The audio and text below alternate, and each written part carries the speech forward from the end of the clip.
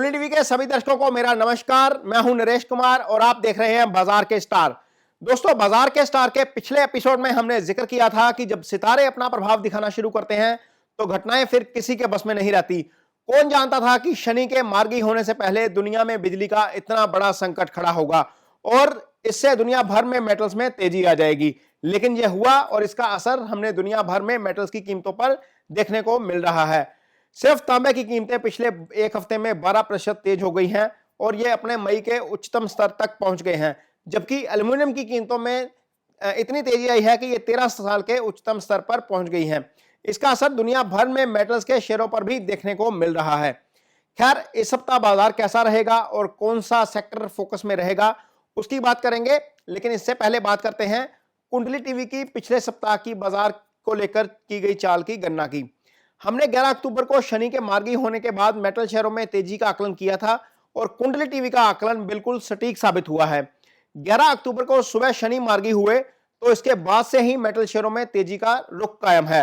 11 अक्टूबर को Bombay stock exchange का metal index 20,696 पर था और 14 अक्टूबर को इसने अपना पुराना उच्चतम स्तर तोड़ते हुए 21,763 का नया हाई बनाया है। जब बाजार बंद हुआ तो यह इंडेक्स 21,472 पर था। कुंडली टीवी पर हमने पिछले लगातार 2 सप्ताह से यह बता रहे थे कि मेटल शेयरों में तेजी का रुख आने वाला है और उम्मीद करते हैं कि हमारी इस गणना का कुछ निवेशकों को फायदा जरूर मिला होगा। इसके बाद हमने 12 अक्टूबर के दिन मंगल के अपने ही नक्षत्र में आने के बाद तांबे से संबंधित शेयरों में तेजी की गणना की थी और एक बार हिंदुस्तान कॉपर के कीमत के शेयर की कीमत जरूर देखी है। यह शेयर मंगलवार के दिन 125 रुपए पर था और इस सप्ताह में इसकी कीमत 7 रुपए बढ़ी है और गुरुवार को बाजार बंद होने के बाद इसकी कीमत 132 रुपए 25 पैसे थी। यह शेयर गुरुवार को 137 का अपना हाई भी छू चुका है। इस पर नजर डालिए। यदि आपका इसमें निवेश है तो बने रहिए, क्योंकि नवंबर में मंगल अस्त स्थिति से बाहर आ जाएंगे और 5 दिसंबर को मंगल के अपनी राशि वृश्चिक में आने के बाद यह शेयर आपके हाथ में नहीं आएगा। 13 अक्टूबर को हमारी गणना पीएसयू शेयरों में खरीदारी की थी और हमने इसमें तेजी की गणना बताई थी।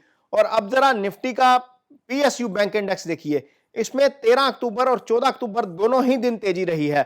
14 अक्टूबर को हमारी गणना बाजार में उतार चढ़ाव की थी और बाजार एक बार चढ़ने के बाद करीब 1:30 बजे गिरा और फिर वहां से उठा और 1% ऊपर बंद हुआ। तो चलिए अब बात करते हैं अगले सप्ताह की। सोमवार को जब बाजार खुलेगा तो 2 ग्रहों की चाल का बाजार पर खास तौर पर असर देखने को मिलेगा। सूर्य 17 अक्टूबर को अपनी नीच राशि तुला में गोचर कर रहे होंगे और गुरु मकर राशि में वक्री अवस्था से मार्गी अवस्था में आ जाएंगे। इससे पहले सूर्य ट्रेड के कारक बुध ग्रह जो है उसकी कन्या राशि में गोचर कर रहे थे, लिहाजा हमने निफ्टी में जबरदस्त तेजी देखी है। और सूर्य के लग्जरी के कारक ग्रह शुक्र की राशि में आने के बाद उन तमाम कंपनियों पर असर देखने को मिलेगा जिनका संबंध लग्जरी के साथ है। इसका एक कारण शुक्र का नक्षत्र परिवर्तन भी है। शुक्र 17 अक्टूबर को ट्रेड के कारक ग्रह बुध के नक्षत्र ज्येष्ठा में गोचर करना शुरू करेंगे और 30 अक्टूबर तक इसी नक्षत्र में रहेंगे। यानी रियल एस्टेट के अलावा एफएमसीजी कंपनियों के शेयरों में भी तेजी की धारणा बनी रहेगी। गुरुवार बाजार के कारोबार के गुरु जो है वो बाजार के कारोबार के दौरान 11 बजे मार्गी होंगे। ये 20 जून से वक्री अवस्था में चल रहे थे और मार्गी होकर कुंभ राशि में आएंगे। पिछली बार जब गुरु और शनि दोनों मकर राशि में मार्गी थे तो हमने मेटल शेयरों में शानदार रैली देखी थी। शनि 11 अक्टूबर को मार्गी हो गए हैं और गुरु 18 अक्टूबर को मार्गी होंगे, तो निश्चित तौर पर इसका असर मेटल शेयरों पर देखने को जरूर मिलेगा और हम स्टील शेयरों में खास तौर पर तेजी देख सकते हैं। चंद्रमा सुबह 10:50 पर गुरु के पूर्व भाद्रपद नक्षत्र से निकलकर शनि के उत्तर भाद्रपद नक्षत्र में प्रवेश करेंगे।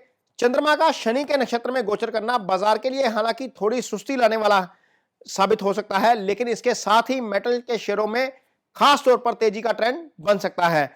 तो स्टील के शेयरों पर फोकस रहेगा और यदि आप बाजार में ट्रेड करते हैं तो सोमवार का खास तौर पर आपको मेटल पर फोकस जो है वो सोमवार के दिन जरूर रखना चाहिए।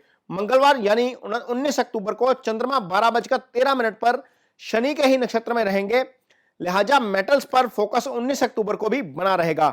लेकिन इसके बाद चंद्रमा के बुध के रेवती नक्षत्र में जाने के बाद बाजार में अचानक तेजी की धारणा जो है वो देखने को मिलेगी और बैंकिंग और वित्तीय सेक्टर के साथ साथ टेलीकॉम और आईटी सेक्टर में भी तेजी देखने को मिल सकती है। 20 अक्टूबर को दोपहर 2 बजे चंद्रमा के केतु के नक्षत्र में आने के बाद बाजार की धारणा बदल सकती है और बाजार में प्रॉफिट बुकिंग का सिलसिला शुरू हो सकता है। यदि आप इंट्राडे में पोजीशन लेते हैं तो अपनी पोजीशन का 2 बजे के बाद ध्यान रखें। 21 अक्टूबर को भी चंद्रमा पूरा दिन केतु के ही नक्षत्र में रहेंगे, लिहाजा बाजार की धारणा थोड़ी नकारात्मक हो सकती है। बाजार एक दायरे में कारोबार कर सकता है, लिहाजा इंट्राडे की कोई भी पोजीशन बनाने से पहले आपको थोड़ा सा स्टडी कर लेना चाहिए।